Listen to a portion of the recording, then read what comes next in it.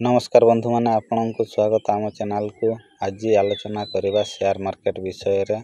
यह कौन एथिरे टंका किपरि लागे आउ लाभ किपरि मिले चलंतु आरंभ करिबा। शेयर मार्केट हेउचे एक एमितिका स्थल जेउठारे अनेक कंपनी तांकर शेयर बिक्री करिथांती एवं लोके से गुडी को किनंती।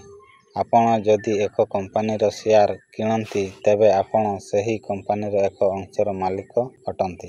धरंतु एक कंपनी नाम XYZ LTD तांकर शेयर किनी 100 टंका रे बिक्री करंती। आपण 10 शेयर किनिले आपण 1000 टंका लगाइले जदि शेयर दाम 150 टंका होई थाए तेबे आपणकर लाभ 500 टंका हेबो। शेयर मार्केट रे लोकंकु दुई भली भाबरे टंका कमांती। प्रथमतः दाम बढ़िले बिकी लाभ करिबा, दुई रे कंपनी लाभ करी लोकंकु लाभ अंश देई थाए।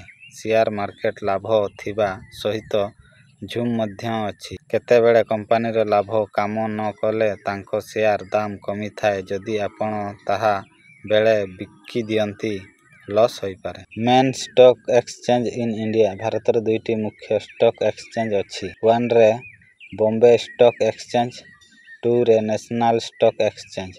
एही दुईटी बजार हजार हजार कंपनी तांकर शेयर लिस्ट किनंती। आपण जदि एथिरे आरंभ करिबा को चाहंती तेबे एही कथा मने रखंतु। एक डिमांड एवं ट्रेडिंग अकाउंट खोलंतु। अनुभवी ब्रोकर नियुक्त करंतु। अधिक लाभ उपरे नुहे निजर लक्ष्य ओ झुम देखि निवेश करंतु। शेयर मार्केट रे टंका कमी जीवा संभावना थाए किंतु निजर ज्ञान ओ धैर्य द्वारा आपनको सेथिरे सफल होई परिबे।